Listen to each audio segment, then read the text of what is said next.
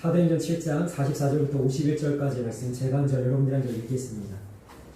광야에서 우리 조상들에게 증거의 장막이 있었으니 이것은 모세에게 말씀하신 이가 명하사 그가 본 그 양식대로 만들게 하시는 것이라. 우리 조상들이 그것을 받아 하나님이 그들 앞에서 쫓아내신 이방인의 땅을 점령할 때에 여호수아와 함께 가지고 들어가서 다윗 때까지 이르리라. 다윗이 하나님 앞에서 은혜를 받아 야곱의 집을 위하여 하나님의 초소를 준비하게 하여 달라고 하더니 솔로몬이 그를 위하여 집을 지었느니라. 그러나 지극히 높으신 이는 손으로 지은 곳에 계시지 아니하시나니 선지자가 말한 바 주께서 이르시되 하늘은 나의 보좌요 땅은 나의 발등상이니 너희가 나를 위하여 무슨 짓을 짓겠으며 나의 안식할 처소가 어디냐. 이 모든 것이 다 내 손으로 지은 것이 아니냐 함과 같으니라. 목이 붓고 마음과 귀에 할례를 받지 못한 사람들아 너희도 너희 조상과 같이 항상 성령을 거스르는도다. 아멘.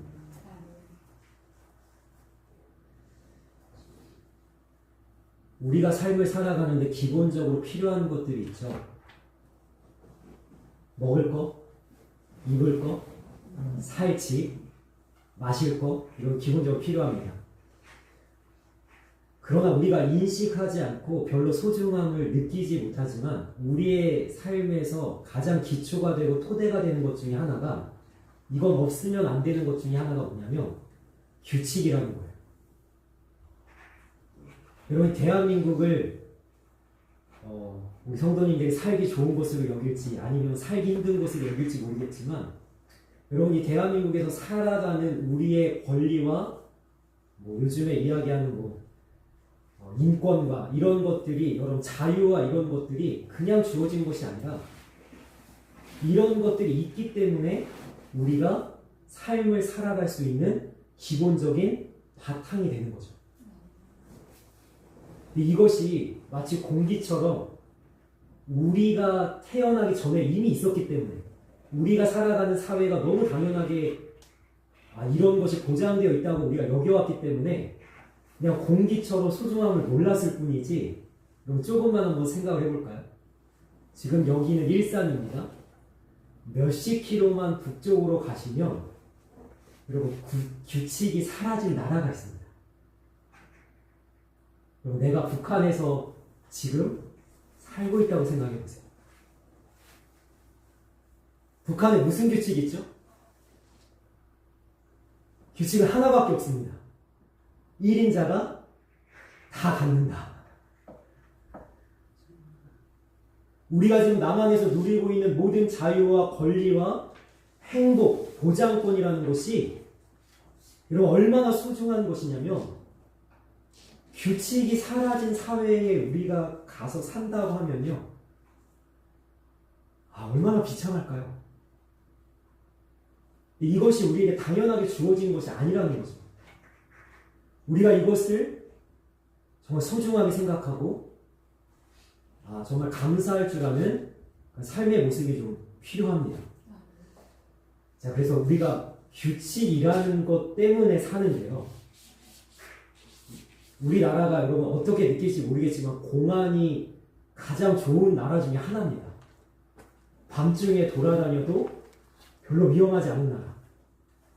웬만큼은 다 이렇게 보호를 받는 나라가 우리나라거든요.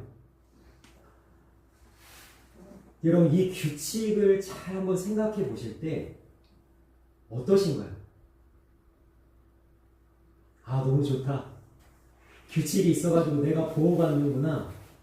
내가 지켜지는구나. 여러분 이런 마음이 드실 수도 있겠지만 한편 이 규칙이라는 것은 우리를 답답하게 하고 우리를 가두는 것 같고 우리의 어떤 삶에 제약이 있는 것처럼 느껴지기도 합니다. 그럼 이 세상은 규칙이 있습니다.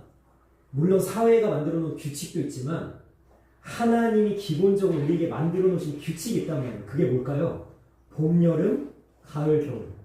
낮이 지나면 밤이 오고 밤이 지나면 낮이 오고 지구와 태양과의 거리, 지구와 달과의 거리가 여러분 좁혀지지도 않고 멀어지지도 않기 때문에 우리의 삶은 보장이 되고 있는 거죠.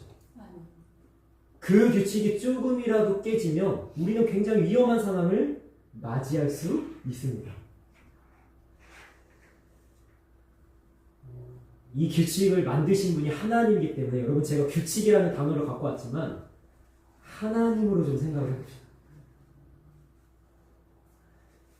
하나님 안에 거하고 하나님이 말씀하신 대로 순종해야 되고 내가 하나님이 인도하시는 대로 삶의 걸음을 걸어나가야 된다고 했을 때 이게 우리 믿음의 사람들에게 은혜로 느껴지면 참 좋겠지만 때로는 은혜로만 느껴지진 않는다는 거죠. 하나님이 나를 하나님 안에 가둬놓고 나의 삶에 구속하는 것 같고 자유롭지 못하게 하는 것 같고 이런 마음이 들 때가 있단 말이죠. 저는 모태신앙입니다. 하나님 밖에 나가본 적이 없죠. 엄마 뱃속에서부터 교회를 다녔고 하나님 말씀을 들었고 하나님을 찬양했고 뭐 이런 삶을 기억은 나지 않지만 어릴 때부터 그랬다고 하는데 제가 솔직히 말씀드리면요. 제가 교회 안에만 기독교 안에만 하나님을 믿는 신앙 안에만 머물러 있는 것이 전 답답할 때가 있었습니다. 밖으로 좀 나가보고 싶었어요. 그래서 어릴 때, 철없을 때, 젊을 때는 나름대로 뭐 어떤 사람이 볼 때는 그게 무슨 방황이냐 이렇게 생각할지는 모르겠어요. 나름 방황도 해보고 반항도 해보고 하나님한테 대들기도 해보고 아주 하나님 밖으로 나가보고 싶었어요.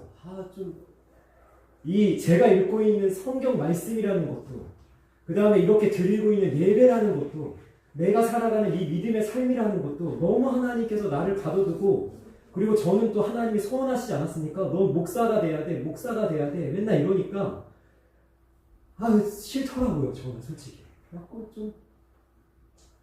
좀 하나님 밖에 나가는 자유함 사실 그게 자유가 아닌데도 자유함 믿지 않는 친구들이 살아가는 그런 세상적인 삶 좀 이런 걸 좀 해봤으면 좋겠다 이런 생각을 좀 해봤는데 제가 다 해보고 내린 결론은 뭐냐면요 하나님 안에 있는 것이 가장 행복하다는 겁니다. 저는 이것을 우리 성도님들이 좀 아셨으면 좋겠어요. 제가 가장 이해 못했던 말씀 중에 하나가 뭐였냐면 요한복음 8장 32절 말씀이거든요. 여러분 이 말씀은요 제가 눈여겨보고 싶지도 않고 주목하고 싶지도 않았는데 제가 이렇게 여러 번 저의 눈에 걸릴 수밖에 없었던 이유가 뭐냐면 제가 다닌 신학대학원에 아예 돌에다가 새겨놨어요. 그것을 진리를 알지니 진리가 너희를 자유케 하리라. 어떤 면에서 자유케 한다는 거지? 진리를 안다는 것이 도대체 어떤 면에서 나를 자유롭게 만든다는 거지? 저는 의문이 들었어요. 그 말씀 볼 때마다. 그런데 제가 하나님 안에 거하기로 하고 더 이상 방황이나 반항을 하지 않기로 하고 하나님 앞에 모든 것을 다 걸기로 하고 우리가 조금 전에 찬양했지만 나의 안에 거하라는 하나님의 말씀 그것을 붙잡고 주님 안에 거하겠다고 내가 결심하고 다짐하고 그렇게 살아가려고 하니까 하나님 안에 있는 것이 가장 좋고 기쁘고 복되다는 것을 이제 조금 알 것 같아요. 혹여나 왜 이런 규칙 다시 이야기할게요. 이런 하나님의 말씀 안에 나를 가둬놨어? 왜 하나님이라는 존재 안에 나를 가둬놨어? 왜 나는 밖으로 나가면 안 돼? 왜 나는 뛰쳐나가면 안 돼? 라는 생각을 조금이라도 이 신앙의 걸음을 걸어 나가면서도 조금이라도 하고 계시다면 여러분 제가 조금 위안을 드리고 싶습니다. 너무 당연합니다. 그런 생각 해보셔야 돼요. 왜 그런가? 여러분 하나님이 사단 앞에서 자랑했던 믿음의 사람이 하나 있습니다. 누구냐면 욥입니다. 여러분 욥이 믿음이 대단한 것 같지만 엄청난 승리를 거둔 것 같지만 여러분 욥기 1장 2장까지만 좋습니다. 욥이 어떤 고난을 당했죠? 모든 재산을 다 빼앗기고 10명의 자녀가 죽고 자기 또한 건강을 잃어서 기왓장으로 몸을 긁고 있는 가장 비참한 상태에서 하나님을 욕하지 않고 하나님을 찬양한 것이 1장과 2장의 결말이라면 여러분 3장에 들어가면요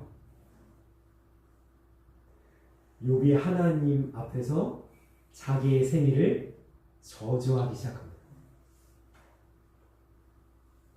그러니까 우리가 신앙의 삶을 살면서 의심이 들고 불신감이 들고 우리의 믿음이 요동치는 것 너무 당연하다는 건데 여러분 욥기 3장에서 욥이 고백하는 것 중에 가장 놀라운 고백이 뭐냐면 여러분 제가 말씀을 가져왔습니다. 욥기 3장 한번 보겠습니다. 한번 읽겠습니다. 시작. 그 후에 욥이 입을 열어 자기의 생일을 저주하느라. 아멘. 여러분 욥기 3장 이렇게 시작한단 말이에요. 그 뒤에 말씀 보겠습니다. 제가 프로젝트를 잘못 준비한 것 같습니다. 제가 읽어드릴게요. 욥기 3장 몇 절 말씀이냐면 23절 말씀인데요. 제가 읽어드리겠습니다. 하나님에게 둘러싸여 길이 아득한 사람에게 어찌하여 빛을 주셨는고. 다시 한번 읽어드리겠습니다. 하나님에게 둘러싸여 길이 아득한 사람에게 어찌하여 빛을 주셨는고. 욥이 자기의 생일을 저주하면서 뭐라고 얘기해요? 하나님에게 자기는 둘러싸여 있다. 여러분 하나님께 둘러싸여 계시죠? 아니세요? 좀 이따 제가 이야기하겠지만 하나님 무소부지하시잖아요. 없는 것이 없으시잖아요. 하나님이 택하신 하나님의 사람이잖아요. 우리는 하나님이 지명하여 부르신 자잖아요. 하나님께서 우리를 하나님으로 둘러싸고 계시죠. 여러분 이것이 은혜로 느껴지십니까? 아니면 답답하게 느껴지십니까?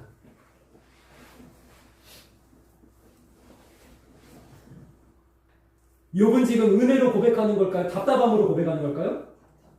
답답함으로 고백하는 거예요. 뭐냐면 그날 어머니의 태가 열리지 않았다면, 잔치가 열리지 않았다면, 생일을 축하하지 않았다면, 내가 태어나지 않았다면, 그래서 뭐라고 얘기합니까? 하나님이 나를 둘러싸고 계셔서 내가 이 처참한 고통 속에서도 죽지 못한다. 이 심오한 고백을 아시겠어요? 하나님이 나를 둘러쌌기 때문에 길을 잃어버린 자에게 왜 빛을 비춰주고 계신가? 왜 내 생명을 아직도 유지하게 하고 계신가? 왜 아직도 나를 살려두고 계신가? 왜 이런 고통 가운데 나를 내버려두고 계신가? 나를 음구에 던져버리시고 나의 삶을 끊어버리시지 왜 하나님이 나를 둘러싸고 계신가? 여러분 욥이 답답해한답니다.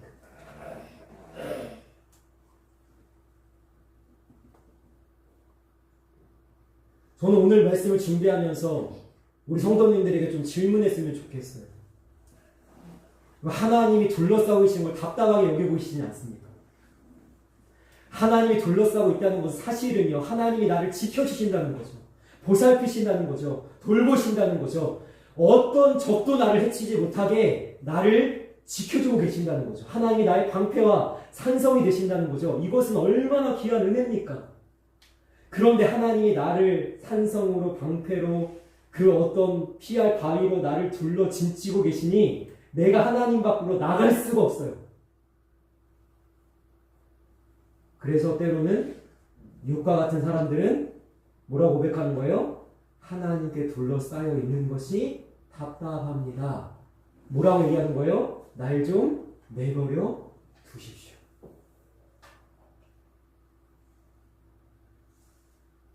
저는 하나님이 저를 내버려 두는 것이 어느 정도의 자유함을 주고 있는 걸 수도 있겠다는 생각을 한 적이 있습니다.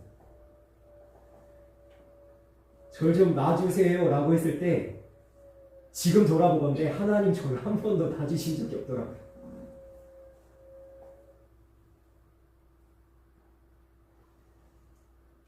제가 어제 말씀을 묵상하고 하나님에 대해서 많은 생각들을 하고 사실은 어제 밤에도 잠을 좀 설쳤어요. 이런저런 말씀의 생각들 또 교회를 이끌어가는 여러 가지 생각들에 제가 잠을 좀 여러 번 깨면서 제대로 못 잤는데 재밌는 건 뭔지 아세요? 제가 이 워치로 수면 측정을 하는데요. 제가 잘 못 잤다고 하는 날 이 워치가 뭐라고 그러냐면 수면 상태가 좋았대요. 그 내가 느낀 게 맞아요? 얘가 지금 말하는 게 맞아요? 좀 헷갈리더라고요. 웃어주셔서 감사합니다. 제가 유머 코드를 좀 설교 시간에 안 넣긴 하는데 좀 잠을 좀 설쳤습니다. 근데 어제 제가 하나님을 묵상하면서 하나님이 저에게 들려주시는 감동이 하나 있었어요. 그게 뭐냐면 하나님 이렇게 말씀하시더라고요. 내가 너를 한 번도 사랑하지 않은 적이 없단다.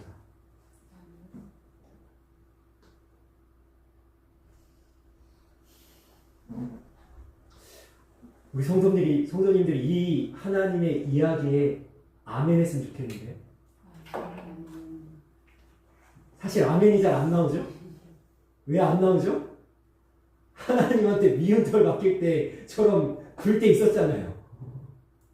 사춘기 소년처럼 내가 하나님 앞에 막 떼쓰고 짜증냈던 때 있었잖아요. 하나님의 사랑받지 못할 만한 모습을 보여줄 때 있었잖아요. 하나님 뭐라고 얘기하시는 거예요? 그때도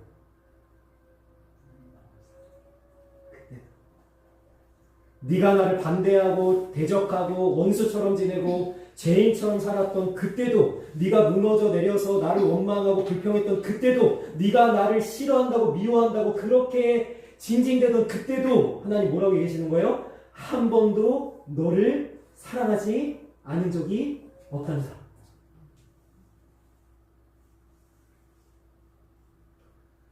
그래서 저는요, 저를 포함한 우리 모두가 하나님 안에 거하는 것을 가장 복되게 여기고 하나님이 말씀하시는 것에 순종하면서 그 말씀 안에서 살아가는 것을 가장 귀하게 여기는, 그것을 은혜로 여기는 하나님의 사람들이 되시기를 주님의 이름으로 간절히 소망합니다. 아멘. 오늘 그 규칙에 대한 이야기를 좀 하고 있습니다. 그럼 오늘 말씀의 제목은 짓는 자입니다. 어떻게 보면 오늘 두 사람 아니면 세 사람이라고 이야기할 수 있겠는데요. 저는 대표로 세 사람처럼 표현됐을지라도 대표로 두 사람으로 좀 표현하겠습니다. 여러분, 모세와 다윗입니다. 자, 모세도 짓는 자였고 다윗도 짓는 자였습니다. 솔로몬이 지었잖아요. 솔로몬 성전이잖아요.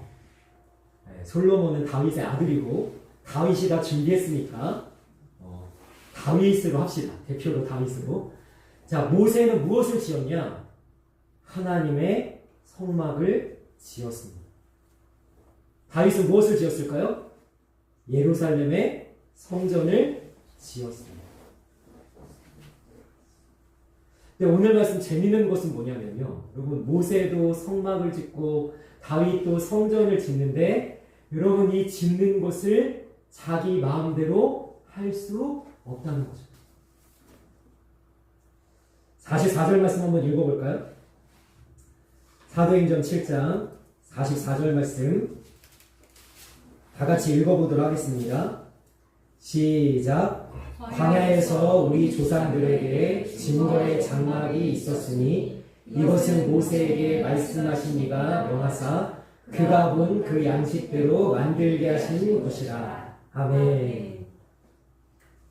여러분 왜 여기서 장막이라는 표현을 했냐면 아직 이스라엘 백성들이 가나안 땅에 들어가서 정착하지 못하던 때 광야를 40년간 떠도는 그때 쉽게 얘기하면 텐트를 가지고 이동하면서 여호와의 궤를 모셨다가 이동하고 모셨다가 이동했기 때문에 이것이 장막이었다는 거죠. 여러분 하나님 앞에 우리가 신앙생활하고 하나님을 섬기고 하나님께 봉사하고 우리가 이 순종의 삶을 살아갈 때에 그냥 우리가 하나님을 위해서 하면은 하나님 좋아하시지 않을까? 우리 생각하잖아요. 내가 하나님을 위해서 했잖아요. 내가 드렸잖아요. 내가 이거 하나님 좀 하나님을 위해서 노력했잖아요. 이러면 하나님 좋아하시지 않을까? 이런 생각 할지 모르지만 여러분 모세가 하나님을 위해서 성막을 짓는데 모세 마음대로 지을 수가 없어요. 어떻게 지어야 돼요? 그가 본 그 양식대로. 다시 얘기하면 하나님이 보여준 대로.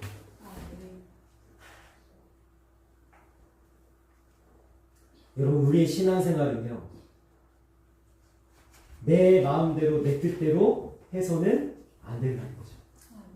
내가 드리고 싶으면 드리고 내가 하고 싶으면 하고 내가 안 하고 싶으면 안 하는 그것이 신앙생활이 아니라는 거죠. 어떻게 해야 됩니까? 하나님이 말씀하신 대로 하나님이 보여주신 대로 우리는 믿음의 삶을 살아가야 된다는 거예요. 여러분 이것이 답답하게 느껴지지 않으셨으면 좋겠어요. 하나님 말씀하신 대로 해야 되는구나. 여러분 다윗이 성전을 준비합니다. 근데 다윗이 성전을 준비할 때 여러분 제가 역대상 말씀 가져왔는데요. 역대상 28장 말씀 한번 읽어보도록 하겠습니다. 같이 읽겠습니다. 시작.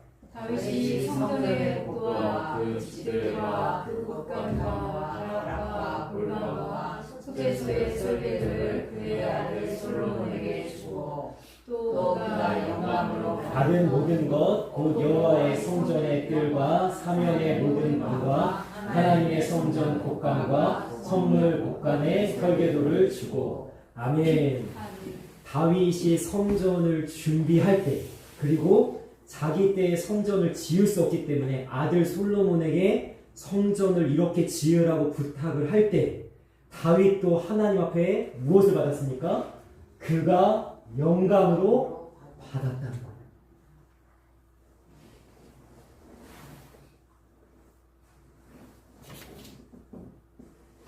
여러분 모세도 성막을 짓는 자였고 다윗도 성전을 짓는 자였습니다. 여러분 우리는 어떤 사람이냐면 하나님의 성전으로 부름받은 사람입니다. 고린도전서 3장 16절에 보면 너희는 하나님의 성전인 것을 알지 못하느냐. 다시 얘기하면 우리는 이 교회를 지어가는 자일 뿐만 아니라 나 자신을 하나님의 성전으로 짓는 자가 되어야 된다는 거죠. 그런데 내가 내 인생을 설계해서는 안 된다는 거예요.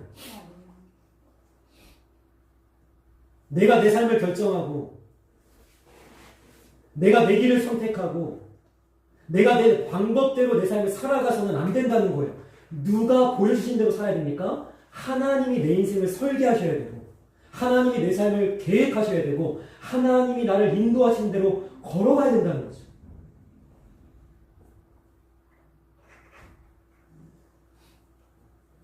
저는 그래서 우리 성도님들 이미 인생을 많이 살아오시고 이미 어느 정도 삶의 기반을 잡으신 분들에게는 그 안에서 하나님이 주시는 행복과 기쁨과 은혜를 발견하고 주님께 감사하며 믿음의 삶을 살길 바라지만 저는 아직 나의 인생을 설계하는 것이 남아있는 우리 다음 세대, 특별히 우리 청년들에게는 이것을 좀 부탁하고 싶어요.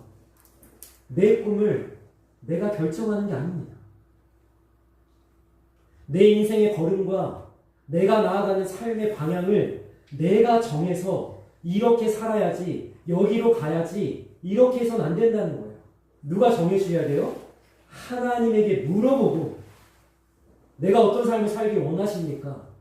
내가 어떤 사명을 감당하길 원하십니까? 내가 어떤 위치에서 어떤 자리에서 어떤 사람과 하나님 이 삶을 나아가길 원하십니까? 하나님에게 물어보고 하나님이 보여주시는 설계도를 가지고 자기 인생을 지어가는 그런 복된 삶을 살아가기를 간절히 소망합니다. 그리고 이것이 우리가 인생을 살아갈 때, 믿음의 삶을 살아갈 때 짓는 자로서의 삶의 모습이라는 거예요. 내가 짓죠. 내가 세워가죠. 내가 노력하죠. 내가 열심히 살죠. 하나님께서 전 세계의 인류를 물로 심판하시기로 작정하셨을 때 노아에게 하나님 말씀하십니다. 방주를 지어라. 방주 어떻게 짓죠? 하나님이 설계하신 대로 짓죠. 그런데 노아에 대해서 하나님 뭐라고 말씀하십니까? 노아가 하나님이 말씀하신 것을 다 준행하였더라. 우리의 삶에 필요한 것이 바로 그거라는 거예요.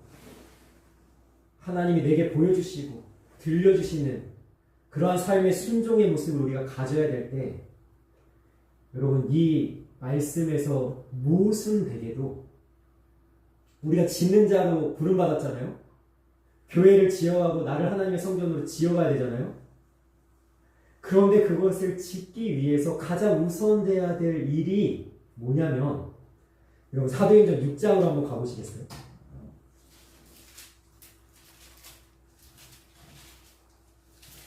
사도행전 6장 13절입니다. 13절 말씀 다 같이 읽겠습니다. 시작. 거짓 증인들을 세우니 그들의 이 사람이 이 거룩한 곳과 율법을 거슬러 말하기를 갖지 아니하는도다. 아멘. 여러분 스데반이 돌에 맞아 죽는 이유, 그것이 뭐냐면 이 거룩한 곳을 거슬렀기 때문입니다. 뭘 거슬렀습니까? 지금 지어진 하나님의 성전에 대해서 모독하는 말을 했다라는 게 이 스데반의 제목이었죠. 그런데 스데반 집사님이 왜 이런 그 제목으로 이렇게 돌에 쳐서 맞아 죽게 되냐면 48절, 오늘 본문입니다. 48절부터 50절 때문입니다. 48절부터 50절 한번 읽어보겠습니다. 시작. 그러나 지극히 높으신 이는 손으로 지은 곳에 계시지 아니하시나니 선지자가 말한 바 주께서 이르시되 하늘은 나의 보좌요 땅은 나의 발등상이니 너희가 나를 위하여 무슨 집을 짓겠으며 나의 안식할 처소가 어디냐. 이 모든 것이 다 내 손으로 지은 것이 아니냐 함과 같으니라. 아멘. 여러분 이스라엘 백성들은 이 성전을 우상처럼 떠받듭니다. 어쩌면 하나님보다 더 높은 곳에 이 성전을 올려놓고 뭐라고 얘기하냐면 성전이 있으니 우리는 망하지 않아. 성전이 있으니 하나님은 우리를 버리지 않아. 이런 생각을 한단 말이에요. 그런데 하나님 앞에서 진정한 짓는 자로 순종한 자로 서 있지 못한 자들의 모습이 뭐냐면 하나님의 말씀을 놓칩니다. 어떤 말씀을 하셨어요? 하나님이 이렇게 얘기하셨어요. 나는 이 성전에만 머물러 있지 않는다는 거죠. 이미 말씀하셨습니다. 과거에. 예루살렘 성전을 지어놓고 하나님 뭐라고 얘기하세요? 나는 이 성전을 얼마든지 무너뜨릴 수 있고 너희들을 얼마든지 흩어버릴 수 있어.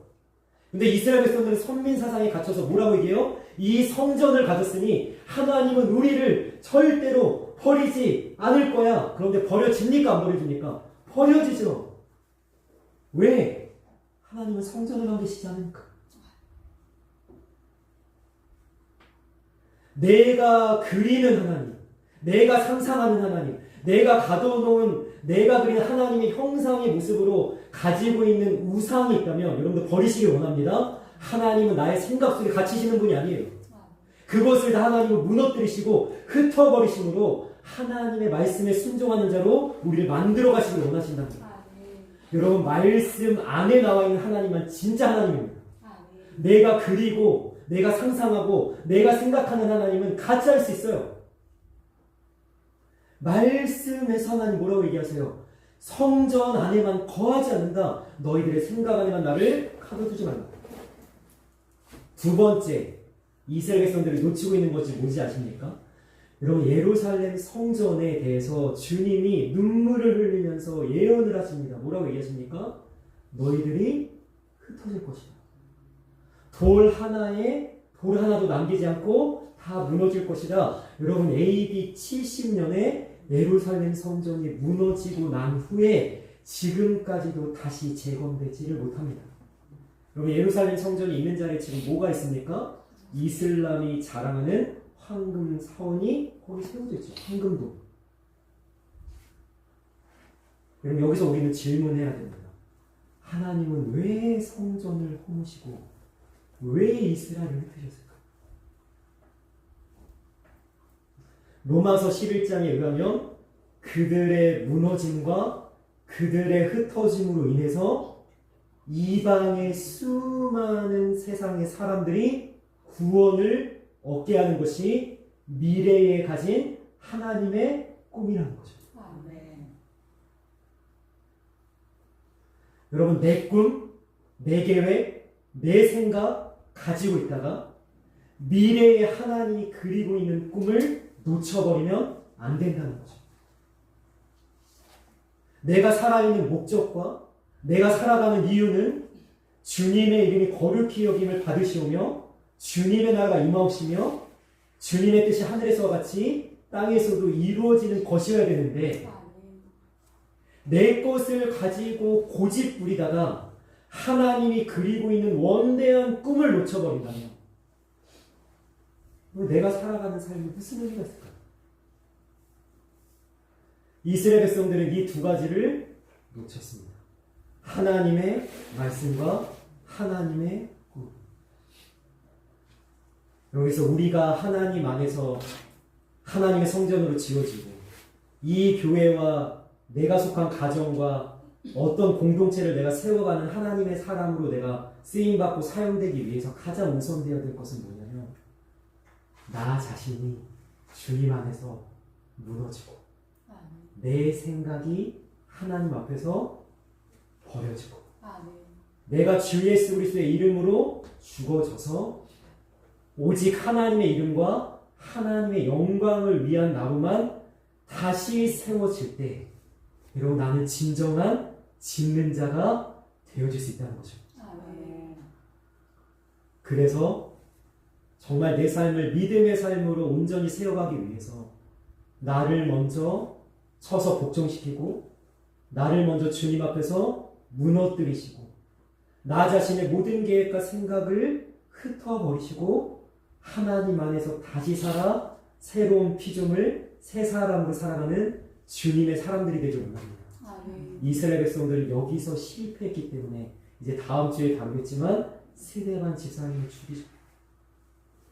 우리는 그러한 자가 아니라 나 자신을 쳐서 복종시켜 나를 통한 하나님의 영광이 드러나고 나를 통해서 주님의 뜻이 이루어지는 진정한 하나님의 꿈을 이루어드리는 짓는 자로 주님 앞에 사용되고 쓰임받을 수 있기를 주님의 이름으로 간절히 소망하며 축원합니다. 아멘. 기도하겠습니다.